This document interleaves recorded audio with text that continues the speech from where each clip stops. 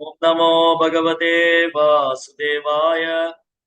नारायण नमस्कृत्यं नरं चैव नरोत्तमं देवीं सरस्वतीं व्यासं ततो जयमुदीरयेत्। नष्टप्रायेषु अभद्रेषु नित्यं भागवतस्य सेवया भगवतीरुत्तमश्लोके भक्तिर्भवति नैष्टिकी। பகவத்கீதை உண்மையுருவில் அத்தியாயம் 2 பதம் 19.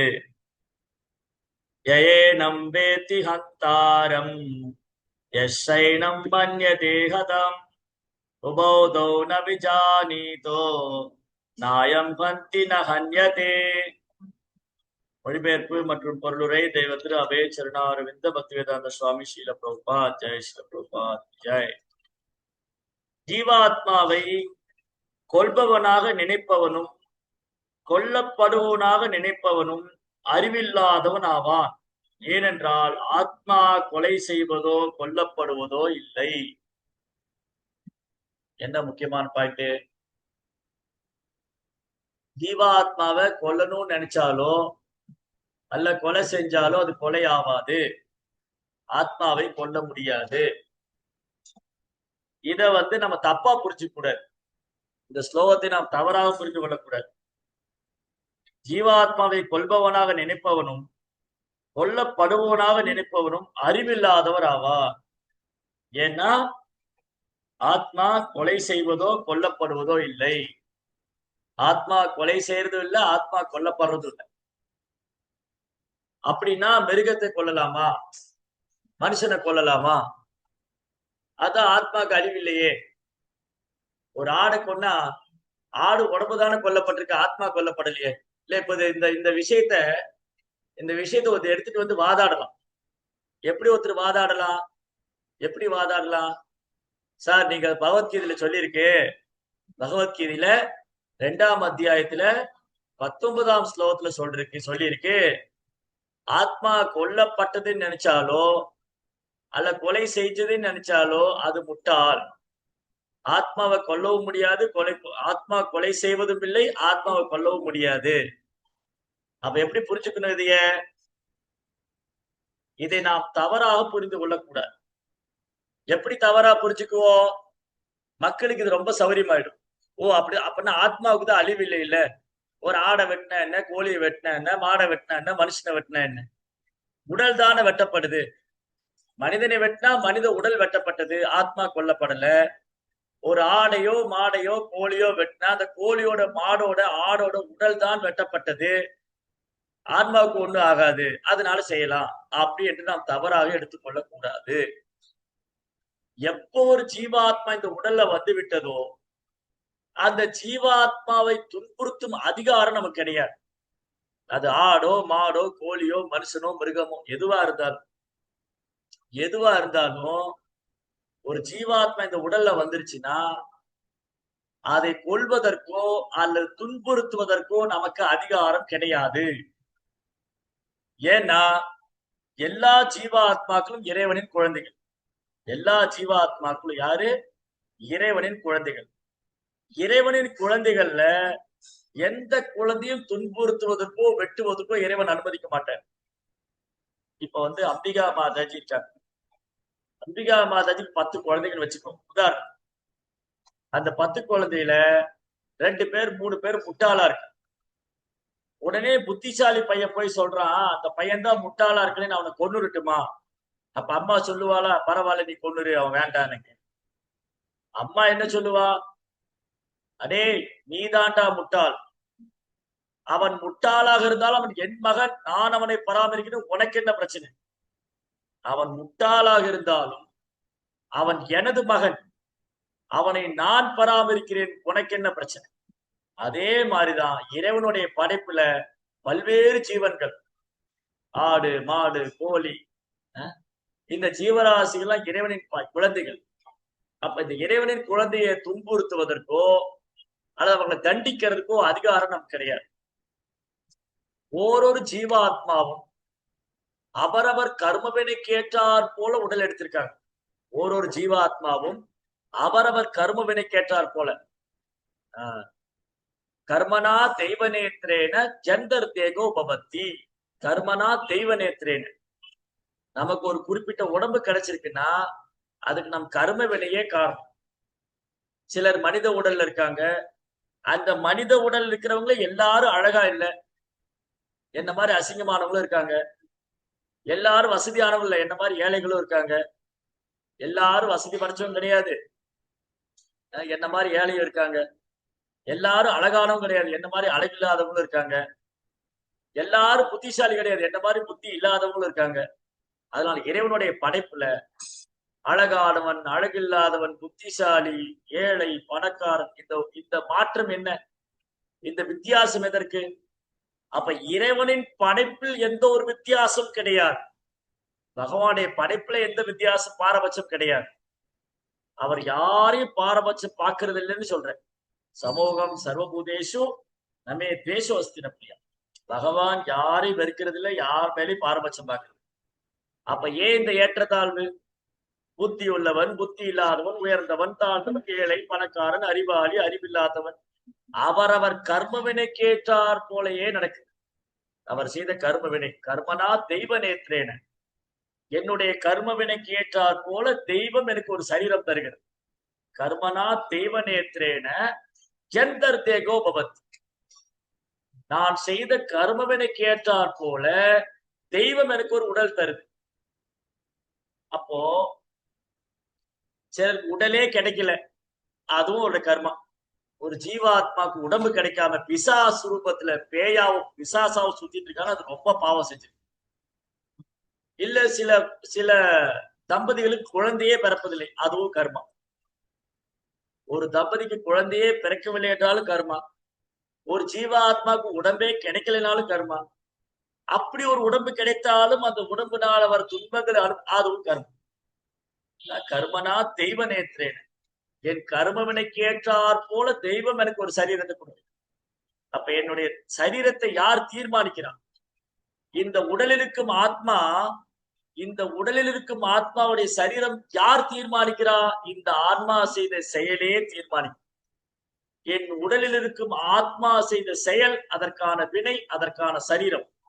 அப்ப என்னுடைய கர்மவினைக்கு ஏற்றாற் போலவே என் நண்பர்கள், உறவினர்கள், கணவன், மனைவி, மாமனார், மாமியார், பெற்றோர்கள், வேலை செய்யறவங்க எல்லாமே, எவ்ரிதிங் நம்ம சுத்தி இருக்கிற எல்லாமே நம்ம கர்ம வினைப்படிதான் இருக்கு. அதனால இதுல யாரையும் குத்தம் சொல்ல முடியாது. ஒண்ணு. இன்னொன்னு என்ன சொல்லிருக்கு? காரணம் குணசங்கஸ்ய சத் அசத் யோனி ஜென்மஷு.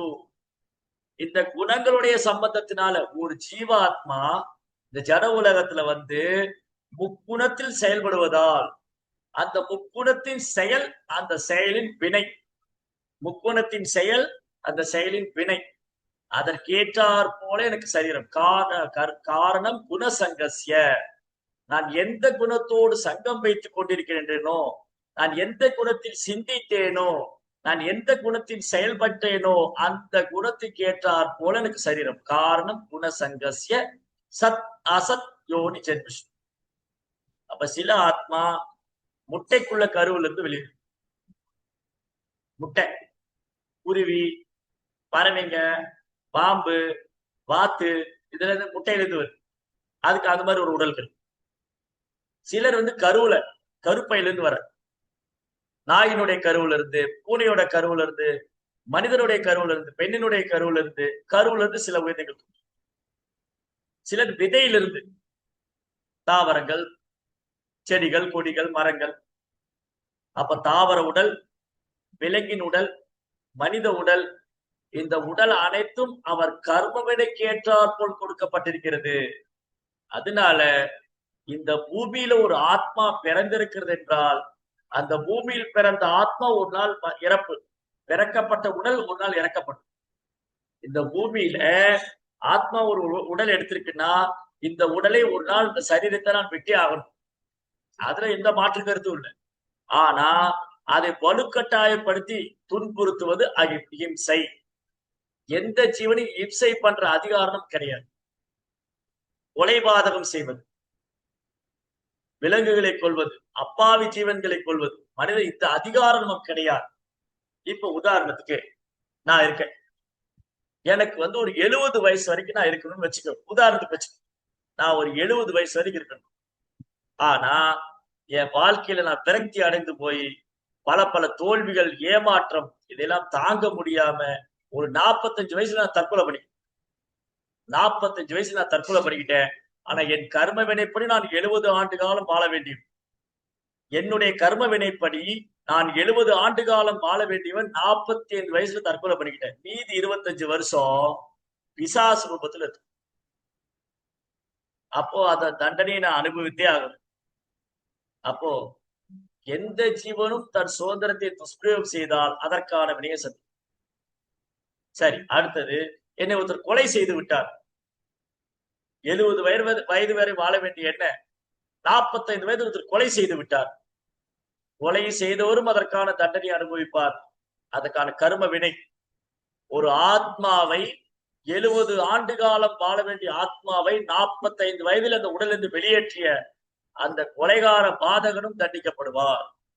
அதுலதான் கொலை பண்ணா ஜெயில போடுறாங்க, கொலை பண்ணா தூக்குல போடுறாங்க, மரண தண்டனை, ஆயுள் தண்டனை விதிக்கிறாங்க. அப்போ ஆத்மா கொல்பவனும் அல்ல, கொல்லப்படுபவனும் அல்ல.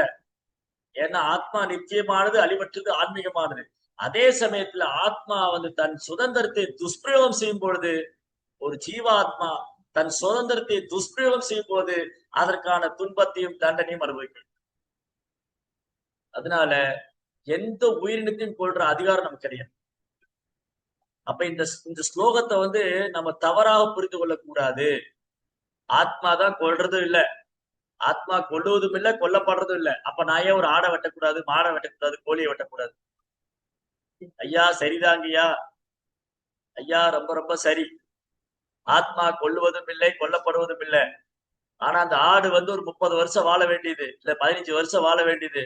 நீங்க 5 வருஷத்துல அதை கொண்டுட்டீங்க. மீதி 10 வருஷம் இந்த ஆத்மா என்ன பண்ணும்? வேற சரீரம் கிடைக்காம கஷ்டப்படும். அந்த பாவத்தை செய்த பாவம், அந்த கர்ம வினை உன்னை வந்து சேரும். விகர்மா. விகர்மா என்றால் சாஸ்திரத்துக்கு புறம்பான செயல் அல்லது பாவகரமான செயல். அத்தகைய பாவகரமான செயலை செய்து ஒரு ஆத்மாவை வலுக்கட்டாயமாக அந்த உடலிருந்து வெளியேற்றும். இப்ப இந்த உடல்ல இருக்கிற ஆத்மாவுக்கு அதிகாரம் உண்டு இந்த உடலை அனுபவிக்கிறது. அதே போலதான் நாய், பன்றி, பூனை, ஆடு, மாடு, கோழி, மீன், பாச்சா, கீச்சா எல்லாம் அந்த எல்லா உயிரினத்துக்கும் அந்த உடலை அனுபவிக்கும் அதிகாரம் உண்டு. அந்த உயிரினத்தை அந்த உடலுக்கு வலுக்கட்டாம வெளியெடுக்கும் போது அதற்கான கர்மவினை நாம் சந்திக்கிறோம். அதனால இந்த ஸ்லோகத்தை நாம் தவறாக புரிந்து கொள்ளக்கூடாது. அப்ப எது கிருஷ்ணர் இங்க சொல்றாரு? அர்ஜுனனுடைய தேவையற்ற இறக்கத்துக்காக சொல்றாரு. அர்ஜுனன் ஒரு சத்திரியனா இருக்கிறதுனால அசுர குணம் படைத்த ஒரு ஜீவனை தண்டிக்க வேண்டியது அர்ஜுனுடைய கடமை. அந்த கடமையிலிருந்து நீ பின்வாங்க கூடாது என்பதற்காக சொல்றேன். இப்போ ராணுவ வீரர் ஒருத்தர் இந்தியாவுடைய பார்டர்ல நின்றுகிட்டு என்ன பண்ணக்கூடாது? தீவிரவாதிகள்கிட்ட கருணை காட்டக்கூடாது. ஐயோ பாவம், இந்த தீவிரவாதிகள் இறைவனுடைய குழந்தைகள் தானே, அவங்க நாட்டுக்குள்ள வந்தா வந்துட்டு போட்டோம். ஒரு ராணுவ அதிகாரி இந்தியாவின் எல்லையில் நின்று கொண்டு நாம் எல்லோரும் இறைவனுடைய குழந்தைங்க, தீவிரவாதிகள் கூட இறைவனுடைய குழந்தைகள் தான், அவன் பாம்பேல குண்டு வச்சானே, டெல்லியில குண்டு வச்சானே, வச்சுட்டு போட்டோம். அப்படி விட முடியுமா? அந்த தீவிரவாதியை தண்டிக்க வேண்டியது ஒரு ஒரு ஒரு ராணுவருக்கு கடமை. அதே போலதான் இந்த குருக்ஷேத்திர போர்க்களத்துல அசுரகுணம் படைத்த திருதராசர் மகன்களை தண்டிக்க வேண்டியது அர்ஜுனுடைய கடமை. அதிலிருந்து அர்ஜுனன் பின்வாங்க கூடாது என்பதற்காக ஆத்மா கொல்லுபவனும் இல்ல, கொல்லப்படுவனும் இல்லை. அதுல நீ ஏன் கவலைப்படுற? இவங்களை கொல்றதுனால உனக்கு என்ன நஷ்டமா போகுது? அப்படிங்கிற நோக்கத்துக்காக பகவான் சொல்றார். நாம் இதை தவறாக புரிந்து கொள்ளக்கூடாது. அப்ப அர்ஜுனனுக்கு இந்த ஞானம் இருக்கணும். என்ன ஞானம்? இந்த ஆன்மா கொல்லப்படுவதும் இல்லை, கொள்வதும் இல்லை. அப்போ திருதராசன்மார்களை கொல்றதுனால எனக்கு எந்த நஷ்டம் இல்லை. அவங்க உடல்ல இருந்து அந்த ஆன்மா விடுவிக்க போறேன். ஏன்னா அந்த அசுர குணம் படைத்த அந்த ஆன்மா அந்த சரீரத்திலிருந்து விடுபட்டு வேற சரீரத்துக்கு போகணும். இந்த லைஃப் தேவையில்லை, இந்த வாழ்க்கை அவனுக்கு தேவையில்லை. அதனாலதான் அரசாங்கத்துல என்ன பண்றாங்க? கொடூரமான பாவம் செஞ்சவனுக்கு தூக்கு தண்டனை போடுவாங்க. ஏன் தூக்கு தண்டனை வச்சிருக்காங்க? அந்த ஆன்மாவை அந்த கொடூரமான உடல்ல இருந்து விடுவிக்கணும், வேற உடம்பு போட்டணும். கொடூரமான செயலுக்கு ஒரு முற்றுப்புள்ளி வைக்கணும், பாவ வாழ்க்கைக்கு ஒரு முற்றுப்புள்ளி வைக்கணும் அப்படின்னு கருணையினால அந்த ஜீவாத்மாவை தூக்குல போடுறாங்க. கொடூரமான பாவம் செய்தவனை ஏன் அரசாங்கம் தூக்குல போடுறாங்க? அந்த சரீரத்திலிருந்து அவனை விடுவிக்கிறதுக்காக. அதனால அர்ஜுனன் கிட்ட கிருஷ்ணா சொன்னது நோக்கம் என்னது? எதனால கிருஷ்ணா எப்படி சொல்றார்? ஆத்மா கொல்பவனும் இல்லை, கொல்லப்படுவனும் இல்லை. ஏன்னா ஆத்மாவுக்கு இந்த உடலுக்கு எந்த சம்மந்தம் கிடையாது. ஆத்மாவுக்கு ஜட உலகத்துக்கு எந்த சம்மந்தம் கிடையாது. ஆத்மா இறைவனின் அம்சம். அதனால ஆத்மா கொல்பவனோ கொல்லப்படுவனோ இல்லை. அதனால அர்ஜுனன் ஏன் ஏன் கவலைப்படணும்? பீஷ்மரை கொல்றதுக்கோ, துரோணரை கொல்றதுக்கோ, துரியோதனன், துச்சாசனன், ஜெயத்ரதன் கொல்றதுக்கு ஏன் தயங்கணும்? ஏன்னா அந்த ஆத்மாவுக்கு ஒண்ணு ஆக போறது இல்ல, அந்த உடல் தான் அழிய போகுது. ஏன்னா அவங்க எல்லாம் அதர்ம பக்கம் இருக்காங்க. அதர்மத்தின் பக்கத்துல இருக்கிறவங்க கருணை காமிக்கிறது தேவையற்ற கருணை. அதர்மத்தின் பக்கம் நிக்கிறவங்க கிட்ட கருணை காட்டுவது தேவையற்ற கருணைன்னு பகவான் சொல்ற. அந்த இரக்கம் தேவையற்றது. உன் கடமையை நீ செய்ய வேண்டும். நீ ஒரு சத்திரியனா இருக்கிறதுனால பிரஜைகளை காப்பாற்ற வேண்டிய ஒரு கடமை. அதுக்காக நீ இவங்களை தண்டித்தாக வேண்டும் அப்படிங்கிற நோக்கத்துக்காக சொல்றார். இங்க பகவான் சொல்றதுனால தர்மம். ஆனா சட்டத்தை நான் கையில எடுத்துக்கிட்டு நான் ஆடை கொண்டுட்டேங்க, அது கொலை ஒண்ணு ஆகாது, ஏன்னா அந்த ஆன்மா அந்த உடம்புல இருந்து போயிடுச்சு, நான் உடம்பதான் சாப்பிட்டேன் அப்படின்னா நான் தண்டிக்கப்பட வேண்டியவன். காரணம் என்னது? என்னுடைய நாக்கின் சுவைக்காக நான் ஒரு ஆடோ மாடோ கோழியோ வெட்டி சாப்பிட்டுட்டு அந்த ஆன்மாவுக்கு நான் ஒண்ணும் செய்யல, அது வேற உடம்புக்கு போயிருச்சு, நான் உடம்பதான் சாப்பிட்டேன்னு சொன்னா அதுக்கு பேர் அயோக்கியத்தனம், அதுக்கு பேர் ஏமாற்றுக்காரன். அதனால ஸ்லோகத்தை நாம் சரியாக புரிந்து கொள்ளுங்க. ஹரே கிருஷ்ண. ஜெய் ஸ்ரீல பிரபுபாத் கி ஜெய். ஓகே.